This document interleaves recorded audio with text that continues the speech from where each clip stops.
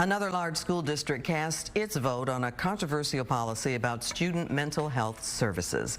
Good evening, I'm Clarice Tinsley. Fort Worth ISD voted to opt out of policy changes that would allow paid or volunteer chaplains to provide student services. It's the latest vote on this topic, and Fox 4's Stephen Dial is following it. Hi, Stephen. Good evening, Clarice. Yeah, yesterday Keller ISD opted in, but last night Fort Worth ISD sent a message saying that they do not think chaplains belong in a counseling role in public schools. Motion carries unanimously.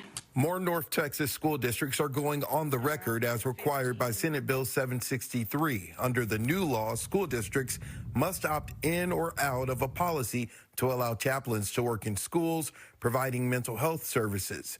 Volunteer chaplains would be allowed as well. Some of my dearest friends are clergy. I have a great respect for what they do and their role in this community. But they are not school counselors.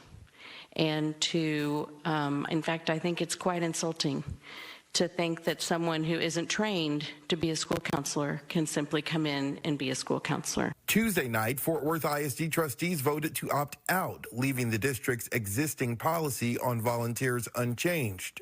I don't feel like all of the people who might want to knock on your door and say, we want to be chaplains in Fort Worth ISD, will truly have the education and the training needed to do it properly. Districts that do vote in favor of paying chaplains for mental health services may do so with school security funds.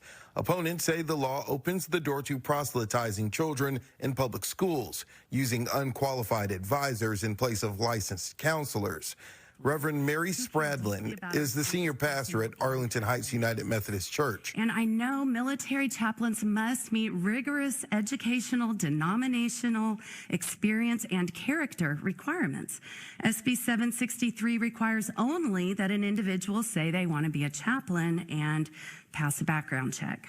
Monday night, Keller ISD approved a resolution allowing volunteer chaplains to provide services for students, quote, as assigned by the board. The resolution was met with opposition from several public speakers. The board president assured the public chaplains would not replace licensed counselors. This idea that somehow the board has cooked up some sort of secret language in order to hoodwink the community into piping in chaplains who would then take the jobs of our counselors is patently false. Dallas ISD is the largest district in our area to opt out of having chaplains in school. Trustees rejected the idea by a 6-1 vote in October. I am against chaplains, untrained chaplains, being in our schools, being counselors for our children.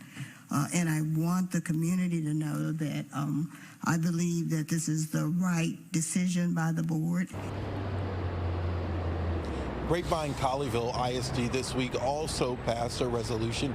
Now, in theirs, the specific language says that chaplains can be added to the volunteer list for service if they meet certain qualifications.